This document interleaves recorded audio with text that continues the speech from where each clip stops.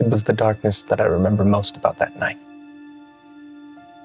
There was the expected darkness of the evening as we walked outside the wall of the garden. But there was an unsettling darkness. A darkness that one could sense did not want to give way to the break of day. We all felt its weight that night. Jesus, he seemed to be crushed by it. It's as if the weight of the world was being placed on his shoulders. I could just hear the sounds of his voice moving through the branches of the olive trees as he prayed. Each word spoken carried a labored intensity as someone in anguish. Even with the cool of the night, his forehead was covered in sweat. His sweat falling to the ground like drops of blood.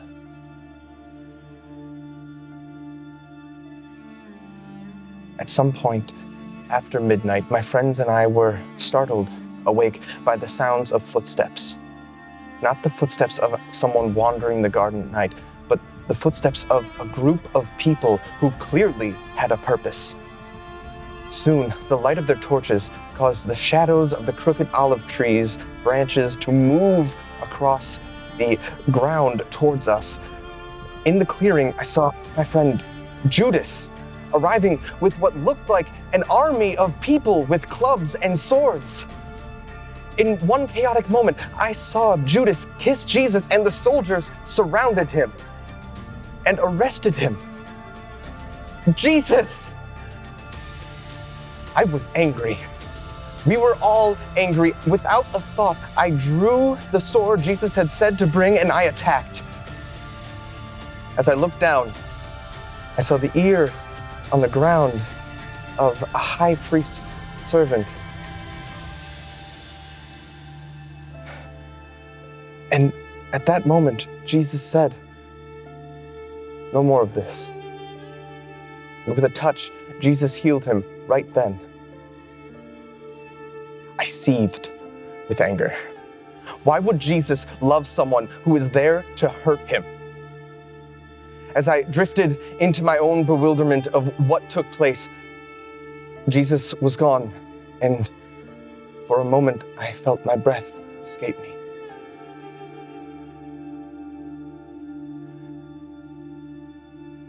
Jesus always had an answer for every question we asked of him. And when we needed him to speak the most, he was silent. There he was, standing before the Sanhedrin as they asked question after question after question. Silent. Until the high priest asked, "Are you the Son of the Blessed?" Jesus simply answered, "Yes, it is I who you say. I am the Son of the Man, and you will see me sitting at the right hand of the Mighty One." With that, they began to beat him and spit on him. I didn't want to watch, but I was confident Jesus was going to make it stop and prove to them that he was who he said he was. But then he didn't. He was silent. I was silent. As I stood safely by the warm fire, when asked if I knew him, to my shame, I always answered no. Then in the distance, I heard it. No!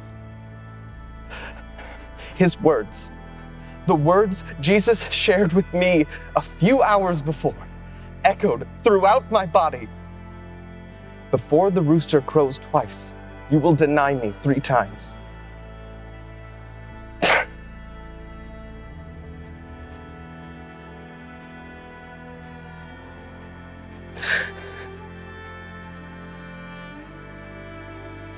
Bound, broken, and given over to the governor, Pilate, he was questioned repeatedly and accused of subverting the nation. I still remember Jesus' eyes. They were kind and compassionate. I was filled with rage agony, desperation, and shame. Yet, even in answering Pilate's questions, I saw a humility that I didn't quite understand. I thought a king was supposed to be powerful and controlling. Why wouldn't he show Pilate and the world his kingdom come? Why wouldn't he choose this very moment to display his power?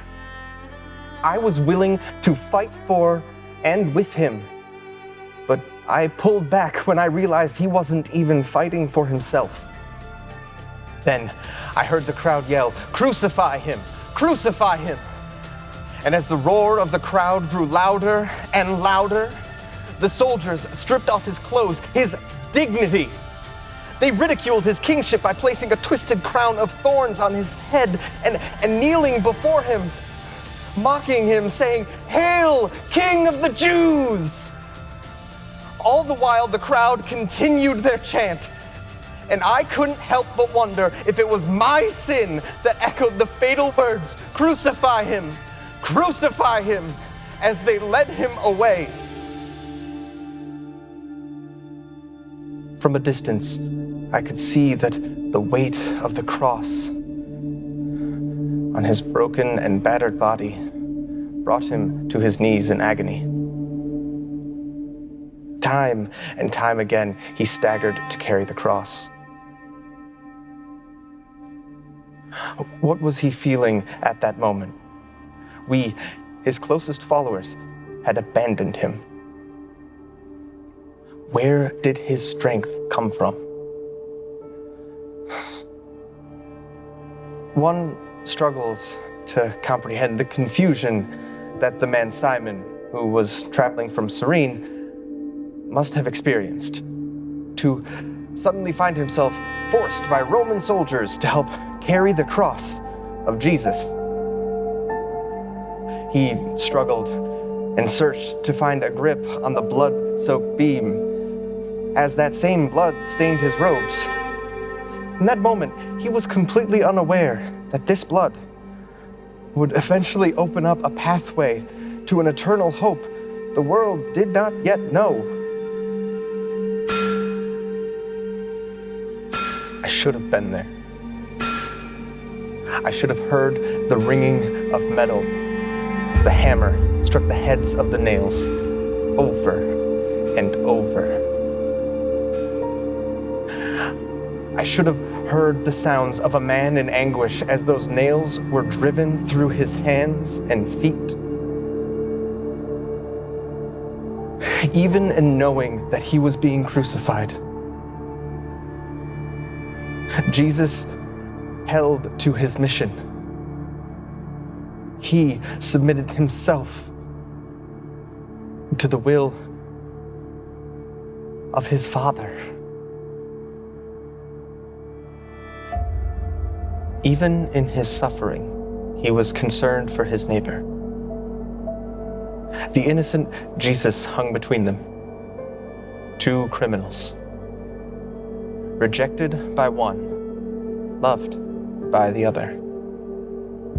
One continuing in his spiritual blindness, the eyes of the other opened to the truth, saying, "Jesus, remember me when you come into your kingdom." And Jesus answering, "I tell you the truth.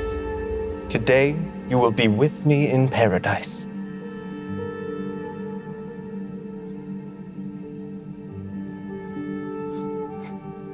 Was she thinking back to when the angel visited her? Or the night he was born in the stable and she laid him in a feeding trough wrapped in swaddling clothes? Maybe she was recalling the day that Joseph and her left Jesus in Jerusalem.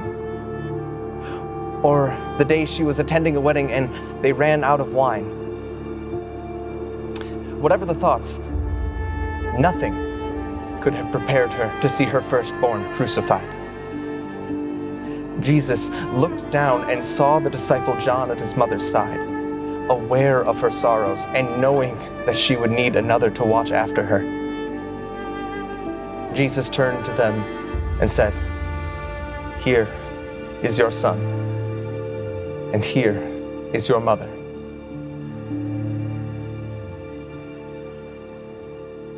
The skies grew dark. The earth groaned in pain. Jesus cried out to the Father, asking why he had been forsaken. The time had come. He had fulfilled the will of the Father. Struggling to breathe, he gathered his strength for one last time and cried out in a loud voice, "Father, into your hands I commit my spirit." And with this cry, he breathed his last breath.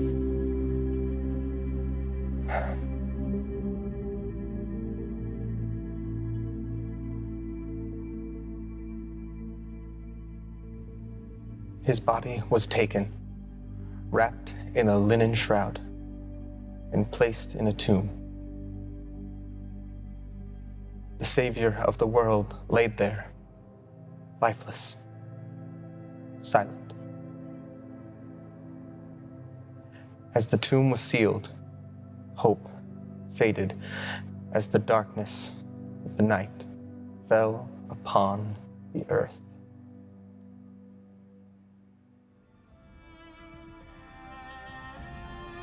Morning had come, and Mary Magdalene had gone to anoint the body of Jesus. When she arrived, the stone had been rolled away. She peered into the tomb, and the body of Jesus was gone, and she began to weep. Nearby, a man she supposed to be a gardener asked her why she was crying.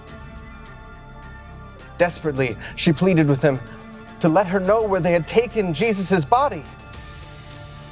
Then she heard the man say, "Mary." Immediately upon hearing him say her name, she realized that it was Jesus. As he asked, she ran to the disciples. "I have seen the Lord. He is risen."